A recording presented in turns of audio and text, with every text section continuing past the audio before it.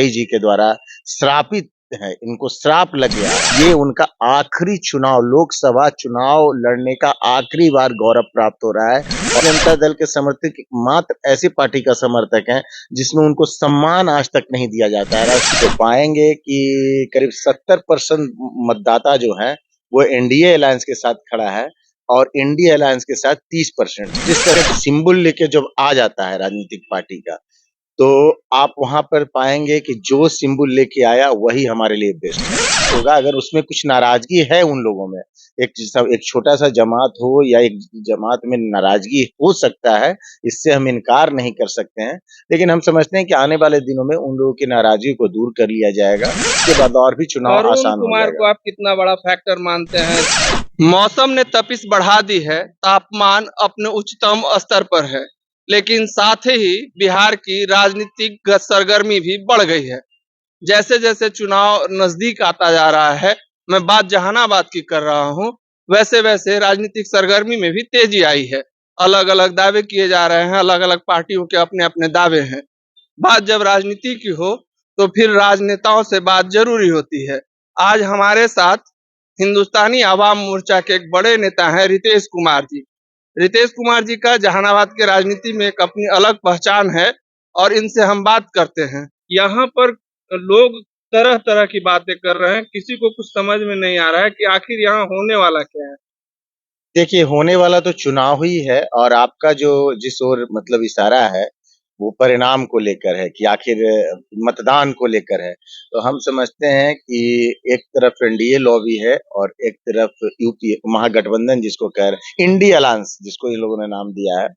तो दोनों के में तो आप समझ सकते हैं, अगर अलायंस वाइज़ भी अगर आप समीक्षा करेंगे, तो पाएँगे कि करीब 70% मतदाता जो हैं, वो एनडीए अलायंस के साथ खड़ा है और इंडिया अलायंस के साथ 30%। जिस तरह का वो मतलब अपने आप को बताते हैं एम बाई समीकरण और जो भी जो समीकरण लगाने पर, तो उनका मुश्किल से 30 भी नहीं पहुँच पा रहा है।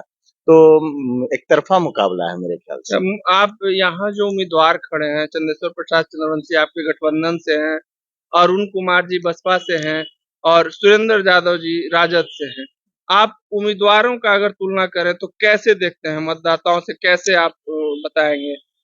देखिए, उम्मीदवार की अगर तुलना कर, अब जब टिकट सिंबल लेके जब आ जाता है राजनीतिक पार्टी का, तो आप वहाँ पर पाएँगे कि जो सिंबल लेके आया वही हमारे लिए बेस्ट है।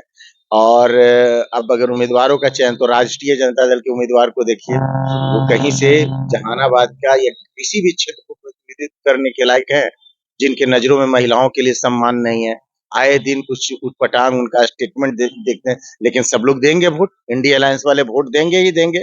मजबूरी हो जाता है, तो ख़ैर देखिए, अब ये सब पार्टी को चयन करना होता है कि कौन बेस्ट होगा, किसका क्या है। हम लोग के सामने जो उम्मीदवार आ गए सो आ गए, अब उन्हीं के साथ आप हम तो लोगों ने। मखदूमपुर क्षेत्र में राजनीति भी करते हैं, वैसे तो आप पार्टी के बड़े नेता हैं। मखदूमपुर के लोगों की अगर बात करें तो एक जाति विशेष की बात हो रही है, जिसमें बात हो रहा है कि जो एनडीए के नेता हैं, जो उम्मीदवार है, उनका विरोध होगा। इसको आप कैसे देखते हैं जातीय तौर पर? नहीं, आप देखिए, जातीय तौर पे जिनकी ओर इशारा आपका हम स्पष्ट कर देना चाहते हैं, आपका भूमिहार की तरफ इशारा है। भूमिहार की नाराज़गी की बात आ रही है मार्केट में। तो हम समझते हैं कि आने वाले दिनों में देखेंगे कि हमारे प्रत्याशी और राजनीतिक जितनी तमाम पार्टियाँ हैं एनडीए अलायंस के, वो सभी का प्रयास होगा, अगर उसमें कुछ नाराज़गी है उन लोगों में, एक छोटा-सा जमात हो या एक जमात में नाराज़गी हो सकता है, इससे हम इनकार नहीं कर सकते हैं। लेकिन हम समझते हैं कि आने वाले दिनों में उन लोगों की नाराज़गी को दूर कर लिया जाएगा।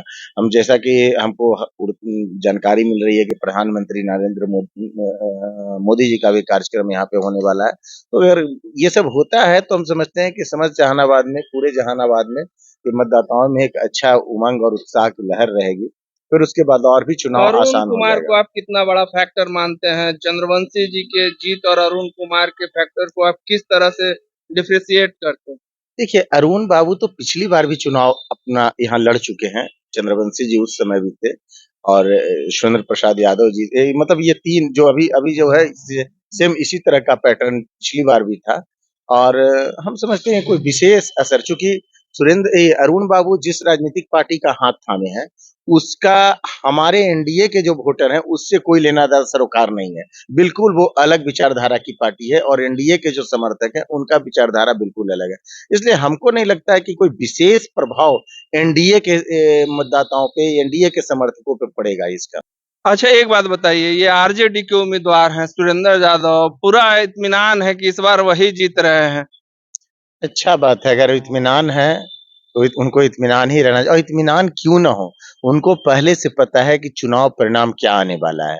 हम समझते हैं 4-5 बार यहाँ से चुनाव लड़ चुके हैं और एक बार छोड़कर वो बाकी बार जो है, और कहा जाता है कि राजनीतिक संत अटल बिहारी वाजपेयी जी के द्वारा श्रापित है, इनको श्राप लग गया है। तो ऐसे भी हम लोग का तो मानना है, सनातनी का मानना है, ये लोग तो सनातनी भी नहीं अपने आप को मानते हैं, सुरेंद्र प्रसाद यादव जी या उनकी पार्टी जो है।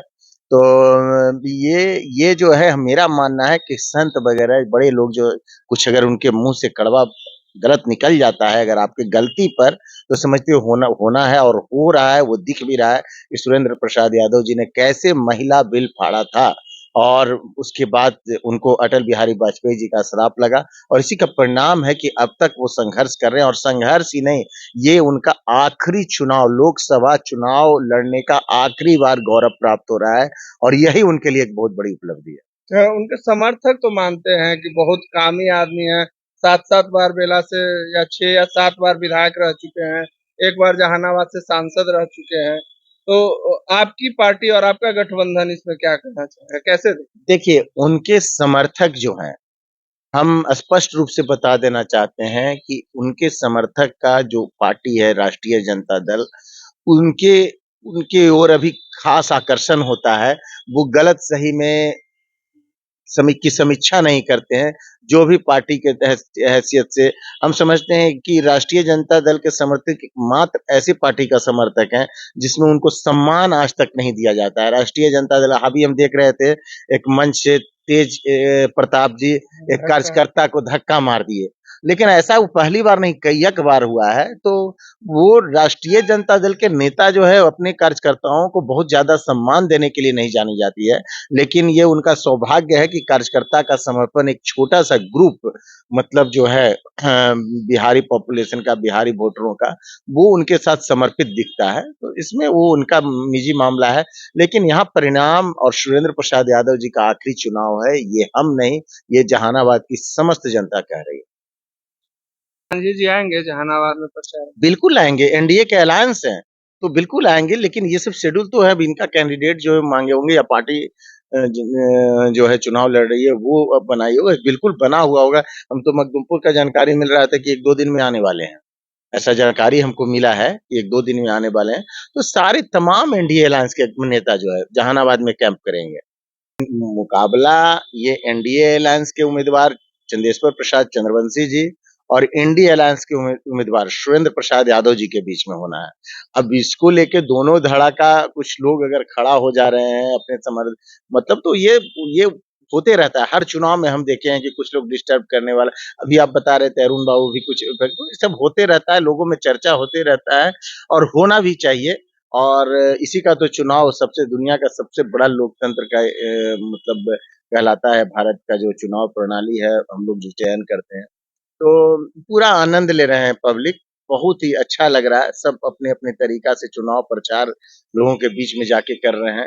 एक खास मोमेंट है 2024 जो स्पेशल, जो हमारे प्रधानमंत्री नरेंद्र मोदी जी का तीसरा कार्यकाल होगा, तो हम लोग को भी एक फील गुड आना चाहिए, गर्व प्राउड वाला फीलिंग आ रहा है कि नहीं हम लोग एक काम कर रहे हैं अपने मोदी जी के तीसरे लिए तीसरे। कार्यकाल की आप बात कर रहे हैं, 40 सीटें हैं। एक तो गया की सीट जो थी वो आपकी पार्टी की थी, उस पर कितना आप लोग श्योर हैं और 40 सीटों में आपका आकलन क्या है कि एनडीए को आएगा?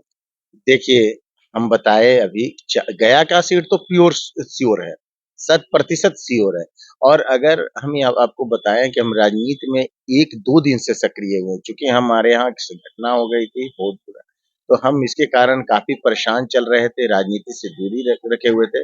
लेकिन हम समझते हैं 40 का 40 अगर एनडीए अलायंस के नेतागण ने लक्ष्य रखा है, तो हम समझते हैं इसको आसानी से लोग छू लेंगे। तो रितेश जी से मैंने कोशिश की कि खास करके जहानाबाद के परिप्रेक्ष्य में पूरी बातचीत हो, साथ ही हम पार्टी का जो रोल है एनडीए गठबंधन के लिए उसका, और साथ ही ये क्या समझते हैं, क्योंकि ये भी राजनीति में बहुत गहरे जुड़े हुए हैं।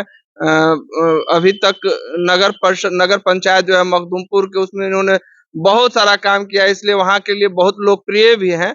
अब जिला स्तर पर अच्छे राजनीतिज्ञों में चुन्नू शर्मा को, रितेश कुमार जी को गिना जाता है। हमने कोशिश की, आपको ये बातचीत कैसा लगा, आपको क्या लगता है कि कुछ और पूछना चाहिए था, कमेंट करके सेक्शन में जरूर बताएं और हमारे चैनल को सब्सक्राइब करें। नमस्कार।